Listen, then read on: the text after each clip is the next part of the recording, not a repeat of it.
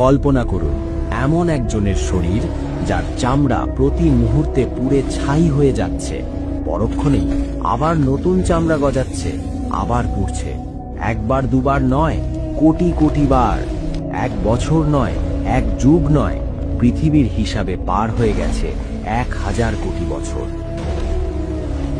হে আমাদের রব, আমাদের এখান থেকে একবার বের করুন, আমাদের দুনিয়ায় পাঠিয়ে দিন। জাহান্নামের সবচেয়ে গভীর গর্তে আগুনের এক সিন্দুকের ভেতর কুঁকড়ে পড়ে আছে একটি যন্ত্রণা কাতর সত্তা। তার চেহারা বিকৃত, চোখগুলো গলে বেরিয়ে আসছে, সারা শরীরে আগুনের পোকাগুলো কিলবিল করছে। সে চিৎকার করতে চাইছে, কিন্তু তার গলা দিয়ে কোনো আওয়াজ বের হচ্ছে না। বের হচ্ছে শুধু ফুটন্ত ধোঁয়া। কে এই সত্তা? এ আর কেউ নয়, এ হলো সেই অভিশপ্ত ইবলিস, যে বলেছিল, আমি আদমের চেয়ে শ্রেষ্ঠ। কেন আমি নত হব হই নগণ্য মাটির পুতুলের সামনে? আজ 1000 কোটি বছর পর তার সেই অহংকারের পরিণতি কি? আজ সে জাহান্নামের গভীরে কি করছে? সময় বা কাল দুনিয়াতে আমাদের কাছে খুব দাম, কিন্তু আখেরাতে, বিশেষ করে জাহান্নামে, সময় বা টাইম এক অভিশাপ। আল্লাহ তাআলা ইবলিসকে কেয়ামত পর্যন্ত হায়াত দিয়েছিলেন। সে তার হায়াত শেষ করেছে পাপ আর ধোঁকা দিয়ে। কিন্তু বিচারের দিন শেষ হওয়ার পর, যখন অনন্তকাল শুরু হলো, তখন থেকে শুরু হলো তার আসল লাঞ্ছনা। আজ আমরা ইতিহাসের পাতা আর হাদিসের ইঙ্গিত থেকে এমন এক দৃশ্য আঁকব যা দেখলে আপনার রক্ত হিম হয়ে যাবে। আজকের ভিডিওতে আমরা দেখব 1000 কোটি বছর আগুনে জ্বলার পর শয়তানের শারীরিক গঠন কেমন হয়েছে, তাকে কি খেতে দেওয়া হচ্ছে, এবং এত বছর পর সে তার সঙ্গীদের সাথে কি আচরণ করছে। দূরে সরে যাও। আল্লাহ তাআলা কেন তাকে কুকুরের সাথে তুলনা করবে, আর কি বা হবে তার শেষ ভাষণ? জাহান্নামের স্তরগুলোর মধ্যে সবচেয়ে ভয়াবহ স্তর হল হাবিয়া বা অতল গহ্বর। দুনিয়ার আগুন যার কাছে বরফের মতো মনে হবে, এতটাই উত্তপ্ত সেই স্থান। মুফাসসিরগণ বলেন, ইবলিসের শাস্তি হবে সবচেয়ে কঠিন, কারণ সেই সব পাপের মূল। 1000 কোটি বছর ধরে সে একটি বিশেষ শাস্তির মধ্যে আছে। কিছু বর্ণনায় পাওয়া যায়, জাহান্নামের তলদেশে আগুনের তৈরি একটি বিশাল সিন্দুক বা কফিন আছে। ইবলিসকে সেই সিন্দুকের ভেতর ঢুকিয়ে তালাবদ্ধ করে দেওয়া হয়েছে। কেন জানেন? কারণ দুনিয়াতে সে তার চেলারা বা শয়তান বাহিনী নিয়ে অহংকার করত। আজ সে একা। হাজার হাজার বছর ধরে সে শুধুই অন্ধকার দেখছে। তার নিঃশ্বাস ফেলার শব্দ সেখানে প্রতিধ্বনিত হয়ে ফিরে আসে, যা তাকে আরো উন্মাদ করে তোলে। তার এই সিন্দুকটি মহাবিশ্বের যে কোনো ব্ল্যাক হোল বা কৃষ্ণ গহ্বরের চেয়েও ভারী। মনে হয় যেন কোটি কোটি পাহাড় তার বুকের উপর চাপিয়ে দেওয়া হয়েছে। সে শ্বাস নিতে চায়, কিন্তু বাতাস নেই, আছে শুধু বিষাক্ত আগুনের ধোঁয়া। সেই সিন্দুকের ভেতর তাকে নড়াচড়া করার মতো জায়গা দেওয়া হয়নি। সে একবার ডানে ফিরতে চায়, কিন্তু ডানের দেওয়াল আগুনের। সে বামে ফিরতে চায়, বামের দেওয়াল কাঁটাযুক্ত। মাঝে মধ্যে সে বিড়বিড় করে বলে, একটু পানি, এক ফোঁটা পানি। কিন্তু পানির বদলে সিন্দুকের ছাদ থেকে ফোঁটায় ফোঁটায় পড়ছে গলিত তামা, যা তার মাথার তালু দিয়ে ঢুকে পায়ের নিচ দিয়ে বের হয়ে যাচ্ছে। সেই গলিত তামার তাপে তার মগজ টগবগ করে ফুটতে থাকে, যেমন চুলার ওপর পাতিলের পানি ফোটে। যন্ত্রণার তীব্রতায় সে জ্ঞান হারাতে চায়, কিন্তু জ্ঞান হারানোর কোনো সুযোগ নেই। 1000 কোটি বছর ধরে এই একই শাস্তি, কোনো বিরতি নেই, কোনো ঘুম নেই। জাহান্নামীরাও অন্তত একে অপরকে দেখতে পায়, কিন্তু ইবলিসকে রাখা হয়েছে চরম একাকিত্বে। তার অহংকার চূর্ণ করার জন্য এই নিঃসঙ্গতাই যথেষ্ট। ইবলিসের এই যন্ত্রণার গভীরতা মাপার কোনো স্কেল বা থার্মোমিটার মহাবিশ্বে নেই। তবে এর ভয়াবহতা কিছুটা আঁচ করতে হলে আমাদের তাকাতে হবে জাহান্নামের সবচেয়ে সর্বনিম্ন বা তথাকথিত হালকা শাস্তির দিকে। সহিহ হাদিসে এসেছে, জাহান্নামের যার শাস্তি হবে সবচাইতে কম, তাকে আগুনের তৈরি মাত্র 2টি জুতো করিয়ে দেওয়া হবে। মাত্র 2টি জুতো। কিন্তু সেই জুতোর তাপ কোনো সাধারণ আগুনের তাপ নয়। জুতো পায়ে দেওয়ার সাথে সাথে তার পায়ের তলা থেকে এক অকল্পনীয় বৈদ্যুতিক শকের মতো তাপ সোজা তার মস্তিষ্কে আঘাত করবে। চুলার ওপর টকবক করে ফোটা পানির মতো, কিংবা ভাতের মার যেভাবে টকবক করে ফুটে উপচে পড়ে, ঠিক সেভাবেই তার মগজ মাথার খুলির ভেতর ফুটতে থাকবে। তীব্র যন্ত্রণায় তার মগজ গলে তরল হয়ে নাক ও কান দিয়ে লাভা স্রোতের মতো বেরিয়ে আসবে। সেই ব্যক্তি চিৎকার করে বলবে, আল্লাহর কসম, এর চেয়ে কঠিন শাস্তি আর কাউকে দেওয়া হচ্ছে না। অথচ সে জানে না সেটাই হলো জাহান্নামের লেভেল 1 বা সর্বনিম্ন স্তর। এবার কলিজা শক্ত করে ভাবুন ইবলিসের কথা। যে ব্যক্তি আগুনের জুতো পরে আছে, সে জাহান্নামের আগুনের উৎস থেকে বহু দূরে।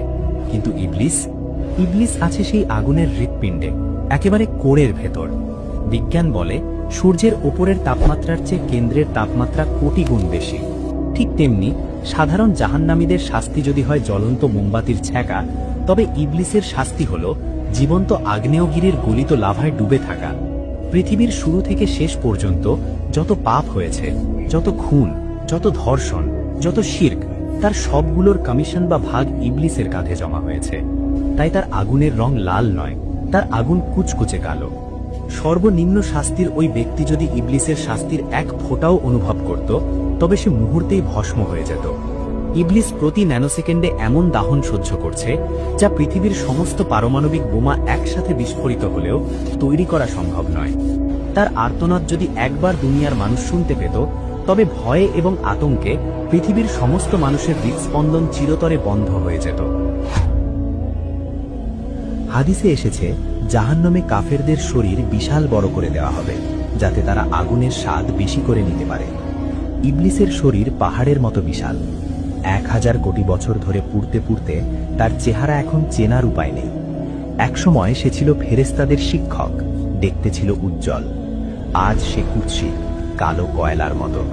তার শরীর থেকে এমন দুর্গন্ধ বের হচ্ছে যে যদি তা দুনিয়াতে আসত, তবে পৃথিবীর সব প্রাণী সেই গন্ধে মারা যেত।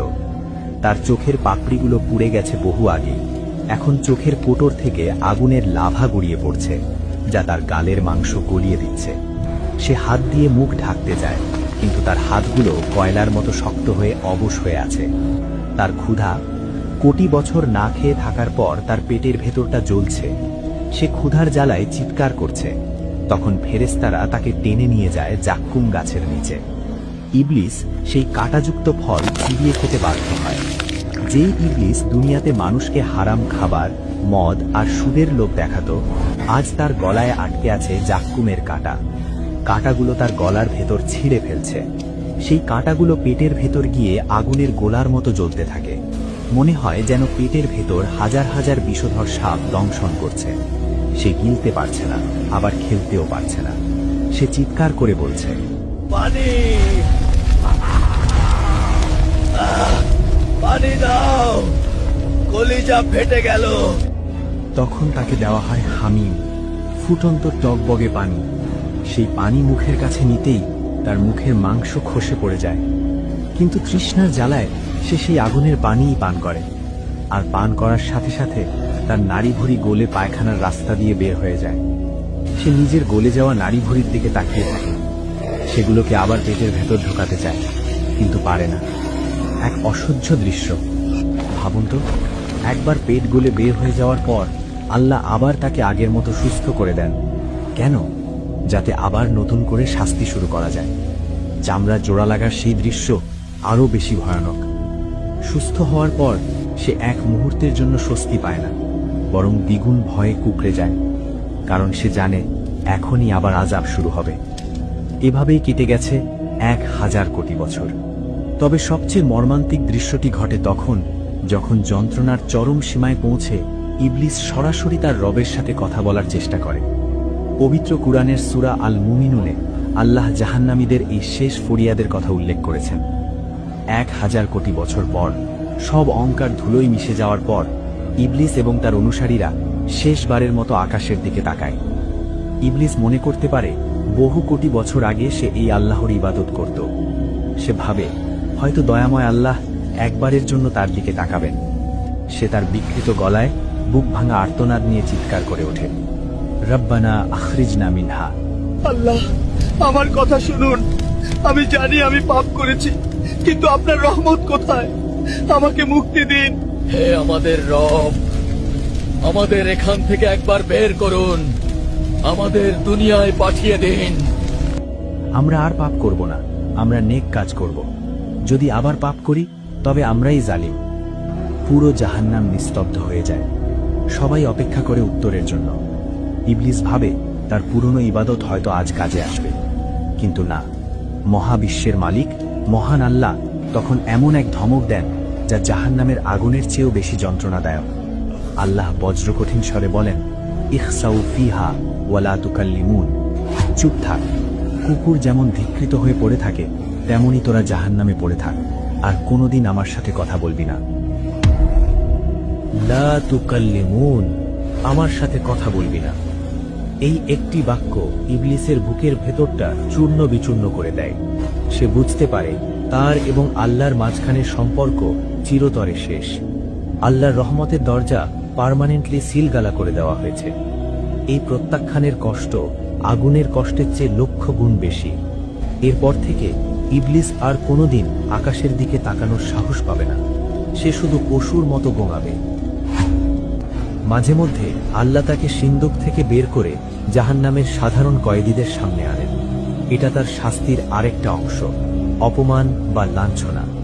যখন জাহান্নামের অধিবাসীরা ফেরাউন, নমরুদ, আবু লাহব এবং দুনিয়ার পাপী মানুষরা ইবলিসকে দেখতে পায়, তখন তারা পাগলের মতো হয়ে যায়। এই সব তোর জন্য ইবলিস।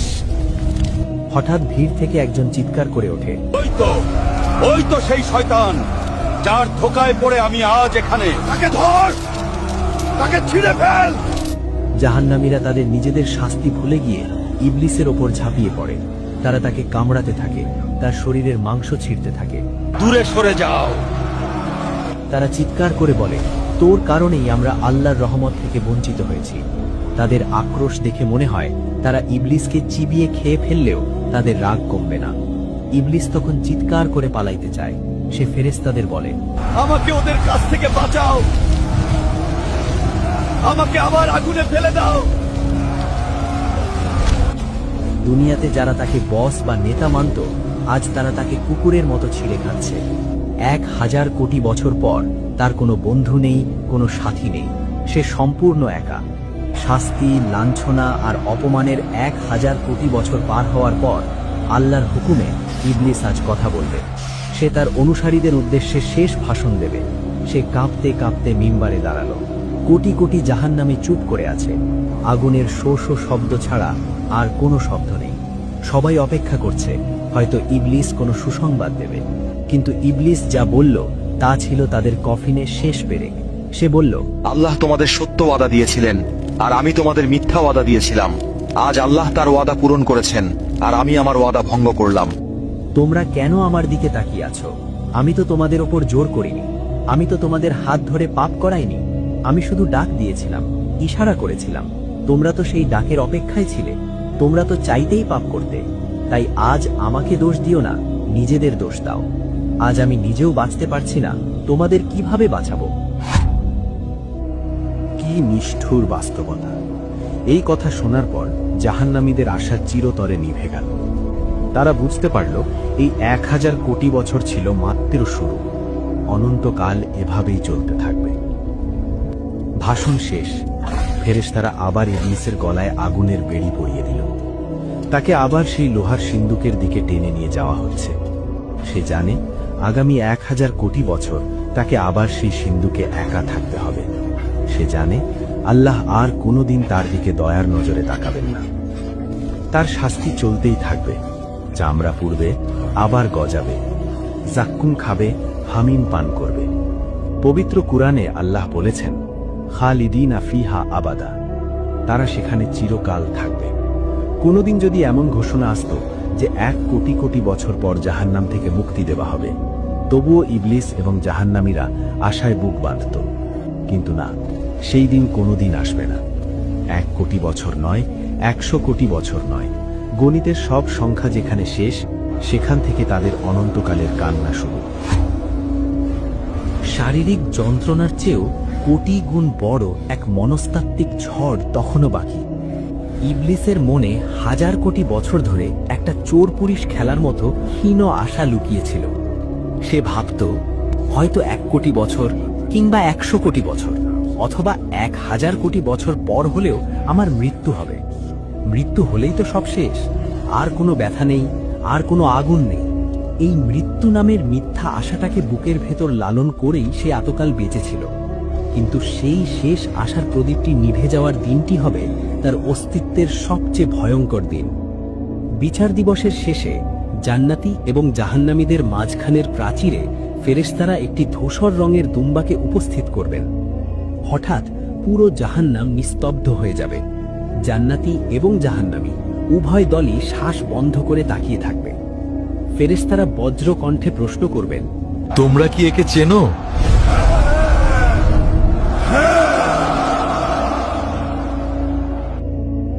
এ হলো মৌত, এ হলো মৃত্যু, যাকে আমরা দুনিয়াতে ভয় পেতাম আর আজ যাকে আমরা মুক্তির দূত হিসেবে চাইছি। জাহান্নামীদের চোখে তখন চকচকে আশা। ইবলিসও সিন্দুকের ফাঁক দিয়ে তাকিয়ে আছে, ভাবছে এই বুঝি তার মুক্তির লগ্ন এলো। কিন্তু ঠিক তখনই মহাবিশ্বের কোটি কোটি সত্তার চোখের সামনে এক ধারালো ছুরি দিয়ে মৃত্যুকে জবাই করে দেওয়া হবে।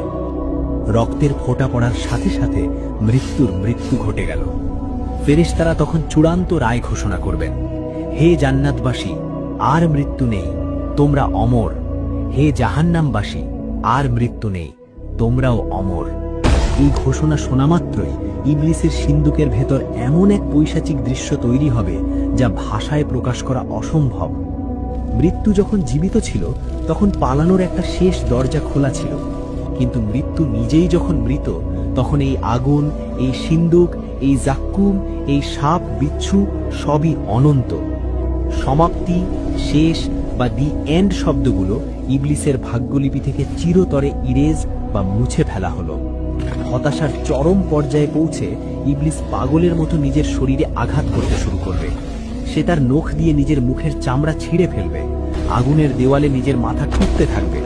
সে তার বিকৃত গলায় চিৎকার করে বলবে, হে আল্লাহ, আমাকে মাটি বানিয়ে দাও, আমাকে অস্তিত্বহীন করে দাও, আমি আর বাঁচতে চাই না।